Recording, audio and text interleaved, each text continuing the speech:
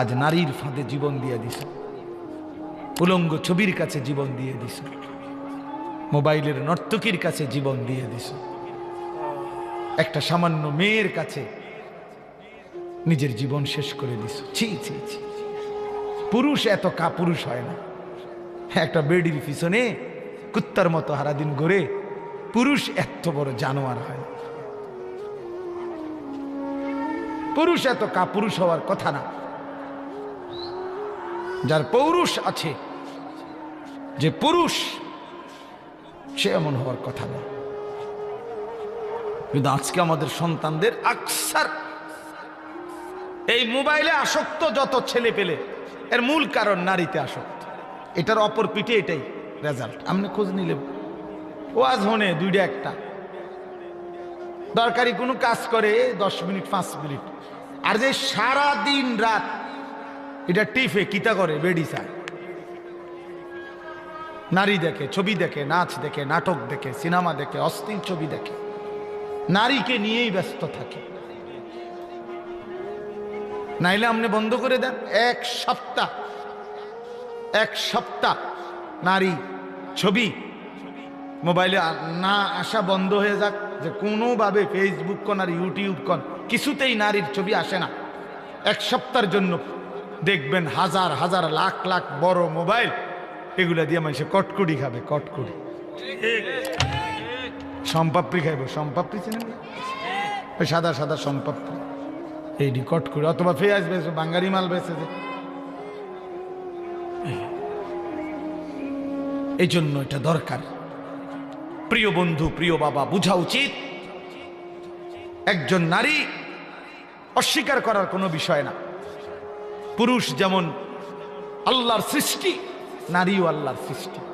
নারীর প্রতি পুরুষের আসক্তি, পুরুষের প্রতি নারীর আসক্তি, এই আসক্তি, এই বন্ধন, এই প্রেম, এই ভালোবাসা, এই আন্তরিকতা, এই মহব্বত, এই হৃদয়ের টান, এটা যদি না থাকতো তো মানব প্রজন্ম আজকের এই পর্যন্ত আসতো না। মানুষের এই ক্রমধারা কি এখান পর্যন্ত আসতো? এক স্বামী স্ত্রীর পবিত্র বন্ধন, একে অপরের প্রতি অকৃত্রিম ভালোবাসা, স্বামী স্ত্রীর একান্ত মিলন, তো এইটুকুর বরকতে মহান আল্লাহর ইচ্ছায় প্রজন্ম এভাবে আগাইছে।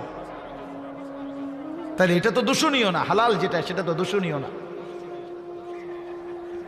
রাসূলুল্লাহ সাল্লাল্লাহু আলাইহি ওয়াসাল্লাম বলছেন, পবিত্র স্ত্রী তার মুখে যদি কেউ খাবারের লোকমা তুলে দেয়, হাত্তা লোকমাতা ফি ফি ইমরাতিহি, নবীজি বলছেন কেউ যদি তার হালাল স্ত্রীর মুখে এক লোকমা খাবার, একটা রুটি, সামান্য একটু খাবারও তুলে দেয়, আল্লাহ রাসূল সাল্লাল্লাহু আলাইহি সাল্লাম বলছেন আল্লাহ তাআলা তাকে আল্লাহর রাস্তায় সাদাকা করার সওয়াব দান করবেন।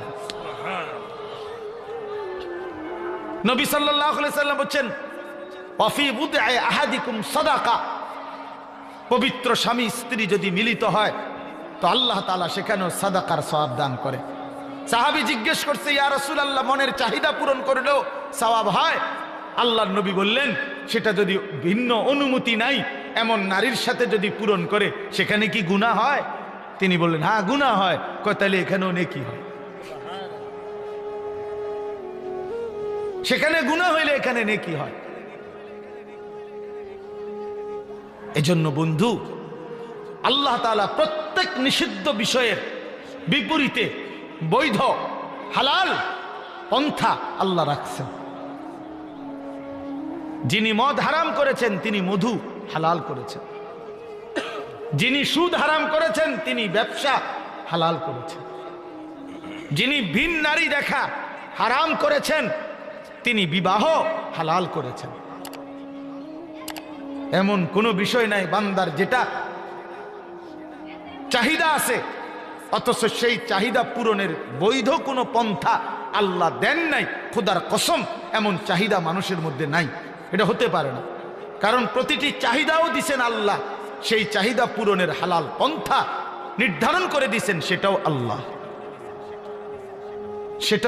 করছে। আজকে অনেক মা বোন হয়তো পর্দার আড়ালে আছেন, শুনতেছেন, আপনাদেরকে বলি, বেপর্দা নারী, বেহায়া নারী, বেহায়া কন্যা তার বাস্তবিক অর্থে সামাজিক কোনো মর্যাদা নাই। ইসলামের দৃষ্টিতে, মানবতার দৃষ্টিতে, ইনসাফের দৃষ্টিতে, বিবেকের দৃষ্টিতে তার কোনো সম্মান নাই, ইজ্জত নাই। বেপর্দা নারী তো শোপিস, উপভোগের পণ্য। বেপর্দা নারী তো প্রদর্শনের বস্তু, প্রদর্শনের বস্তু, যে নিজেকে প্রদর্শন করে বেড়ায়। আল্লাহ তাআলা আমাদেরকে মাফ করে দেন। আল্লাহ আমাদের মা বোন, আমাদের কন্যা, যে সমাজের নারী বেপর্দা হয়, বিশ্বাস করেন ওই সমাজের সবচেয়ে বড় বিপদ হলো হালাল এবং পবিত্র পন্থা, হালাল এবং পবিত্র বিবাহ এবং হালাল এবং পবিত্র মানব প্রজন্ম তছনছ হয়ে যায়। আজকের ইউরোপ এই ব্যাধিতে আক্রান্ত, যখন অবাধ যৌনাচার, নারী পুরুষের অবাধ সহজ করে দিছে, আজকে তাদের বৈধ সন্তানের চাইতে অবৈধ সন্তানের পরিমাণই বেশি, পরিমাণই বেশি। আল্লাহ আমাদের সমাজ, আমাদের বংশধর, আমাদের প্রজন্মকে জিনা, ব্যভিচার, বেহায়া, বেপরদিগি, বেশরম এই জিন্দিগি থেকে হেফাজত করেন। বলেন আমিন।